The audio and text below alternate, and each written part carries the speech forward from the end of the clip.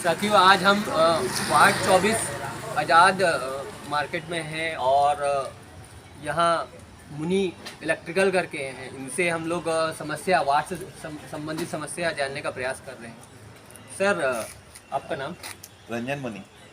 Sir, आपको कितने साल हो गए हैं?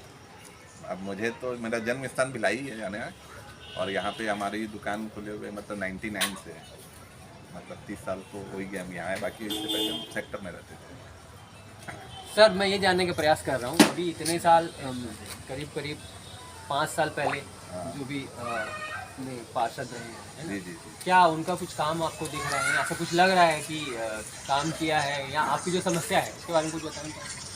काम हुआ है पर उस तेज़ी से नहीं हुआ, और सरकार भी उन्हीं की थी, पर होना था ज़्यादा और नहीं हुआ। पर समस्याएं बोलेंगे तो मार्केट की सबसे बड़ी समस्या एक है कि मतलब जो ग्राहक आते हैं उनके लिए पार्किंग की सुविधा नहीं है। यदि देखा जाए तो जैसे कार पार्किंग हो या गाड़ी पार्किंग हो, दुकान वालों के लिए बड़ी दिक्कत है, क्योंकि रोड छोटी है, जिसके कारण होता ये है कि रोड में ही गाड़ियाँ रख देते हैं, उसके कारण एक्सीडेंट होता है। अब ये आपको जितना था कि रोड तक जाइए या आप छाया गार्डन रोड तक जाइए, ये समस्या सबसे बड़ी है कि यहाँ पे पार्किंग नहीं है। दूसरी बात क्या है, ठंड होता है तो चोरियाँ होती है, तो क्या यहाँ कम से कम मेरा कहना है कि मेन रोड में खंभों में कैमरा लगना चाहिए, जिससे उस पर नज़र रखा जा सके। और मतलब मोड़ मोड़ में अच्छे मतलब रोड में लाइट का हाई मास्क लाइट लगना चाहिए, ताकि मतलब चोरी को अपन रोक सकें कैसे। अब वो तो पार्षद के ऊपर है, वो अपन समस्या बस दे सकते हैं, वो हाँ बोलेंगे, अब करना नहीं करना उनके ऊपर है। पर जितनी समस्या थी उसके हिसाब से तो बोला जाए तो मतलब 80-20% ही बोलूँगा कि 20% हुआ है, तो 80% काम नहीं हुआ है।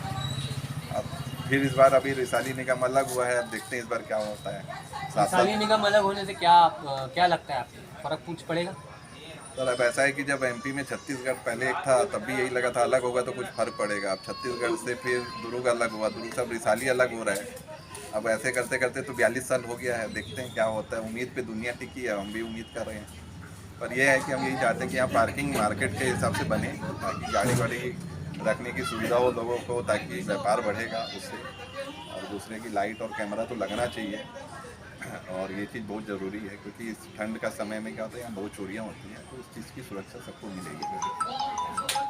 जैसे कोरोना काल में कोई था जो आकर के काम किया हो, या इसका चाहे विपक्ष का हो, पक्ष का हो, या पार्षद हो, कोई भी?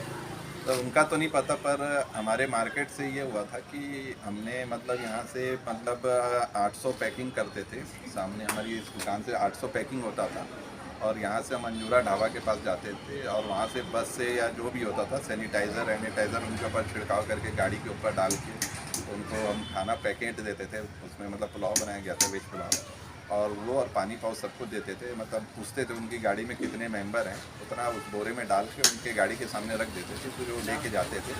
ये कंटिन्यू हम लोगों ने 15 से 20 दिन किया था, और उसके बाद हमने फिर उसको बंद कर दिया था उस प्रोजेक्ट को। उसके लिए हमने किसी सहायता नहीं ली थी। ये व्यापारी हमारे 8-10 व्यापारी ही थे जो इसका सहयोग किए थे, उसके अलावा हमने किसी से सहयोग नहीं लिया था।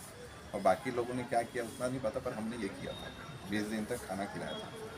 अच्छा, इसके अलावा मैं ये जानना चाह रहा हूँ कि अभी 10 से 12 साल से कांग्रेस की गवर्नमेंट रही, जी जी। अब आपको कुछ परिवर्तन लग रहा है? बीजेपी आएगी, या फिर हो सकता है कभी कभी निर्दलीय आ जाती है ना? निर्दलीय के कई दावेदार हैं, तो किसका रुख लग रहा है आपको? सर मैं तो बोलूँगा हर वार्ड में निर्दलीय ही आना चाहिए, क्योंकि जिसकी सरकार रहती है, जैसी सरकार बनती है, तो पहले तो उनकी जेब भरने में लगे रहते हैं। 5 साल वो उनकी जेब भरेंगे, क्योंकि जितना खर्चा हुआ है तो उसको मैनेज भी तो करना है। और निर्दलीय का क्या होता है कि कोई ऊपर नेता नहीं रहता। तो मैं चाहता हूँ कि निर्दलीय बनने से एक फ़ायदा होगा कि वो जो सोचेगा वार्ड के लिए सोचेगा, और पार्टी का होगा तो पहले वो अपने ऊपर के नेता लोग के लिए सोचेगा, क्योंकि अब विधानसभा चुनाव आना है। ये भर के उनको देंगे तब तो वो विधानसभा चुनाव लड़ेंगे। उस हिसाब से निर्दलीय आने से ये होता है कि उनको डर रहता है कि जब हमारी पार्टी के लोग नहीं जीत रहे, वहाँ निर्दलीय जीत रहा है, तो मेरे ख्याल से शायद काम अच्छा हो। चुनाव आयोग ने 3 लाख रखा है खर्चा करने का, तो अभी ऐसा लग रहा है कि ज़्यादा हो गया खर्चा, ऐसा आपको कुछ लग रहा है आसपास? या कितना खर्च हो रहा है, क्या हो रहा है? और जो पार्षद हैं, जो उम्मीदवार हैं, है ना, वो क्या खर्चा कर रहे हैं, आइडिया? सर खर्चा तो ज़्यादा हो रहा है, कई खर्चे ऐसे होते हैं कि जो बताए नहीं जाते, छुप के रहे होंगे। पर मतलब बोला जाए 24 वार्ड में जो भी कितने भी वार्ड हों, यहाँ पे बहुत छोटे छोटे वार्ड हैं, उसमें जितने हो रहे हैं वो मेरे ख्याल से अनलिमिटेड खर्चे हो गए। इतने नहीं होना चाहिए, क्योंकि यहाँ शिक्षित वर्ग है, यहाँ आपके डोर टू डोर और कैंपनिंग में है, ना कि डीजे या बैंड, ये इसमें आप लेके यदि भीड़ जा रहे हैं और सोचेंगे कि उससे लोग प्रभावित हो रहे, तो नहीं है। यहाँ पे जो छोटा सा मामला पढ़े लिखे लोग हैं, इनको गाना वाना से मतलब नहीं है, उनको मतलब है कि इस आदमी का व्यवहार कैसा है उनके। तो जीत तो व्यवहार से होगी, ना कि वो बैंड और ये किसी उससे होगी, अब भीड़ लेके जाने से। बाकी सबकी अपनी अपनी इच्छा है। राष्ट्रीय पार्टी यहाँ का कि भीड़ लेके जाने से जीत होती है, या निर्दलीय सोच रहा है कि हम भीड़ लेके जाएं तो मतलब जीत होती है, वो उनके ऊपर है। अब वो उनके ऊपर है कि वो क्या चाहते हैं, क्या सोच रहे हैं करके, उनके हिसाब से खर्चा कर रहे हैं, पर इतना खर्चा नहीं होना चाहिए। तो अभी हम सर से बात कर रहे थे, मुनि इलेक्ट्रिकल्स नाम से शॉप है सर का, रंजन मुनि। इन्होंने समस्याएं बताई और उन्होंने बताया खर्चा वगैरह भी बताया, ज़्यादा खर्चा कर रहे हैं। दूसरी पॉइंट ये है कि नाली में गंदगी और ये सब को लेकर के जो समस्या है, गाड़ियाँ वगैरह नहीं आती, इस पर भी इन्होंने बताया, बात करी। पार्किंग समस्या को लेकर के इन्होंने बताया। तो उम्मीद करते हैं जो भी अगला उम्मीदवार आए वो इन बातों का ख्याल रखे, क्योंकि जब वोट देते हैं लोग तो किसी उम्मीद के साथ देते हैं और उस उम्मीदों पे खरा हमको उतरना चाहिए, तो आपको फिर रिपीट करेंगे, आगे भी आएंगे। तो जो भी पार्षद चुन के आए इस बात का खास ख्याल रखें। तो ये आज के लिए मैं शिव सिंह के साथ विनीत माथुर, जय जी, नमस्कार।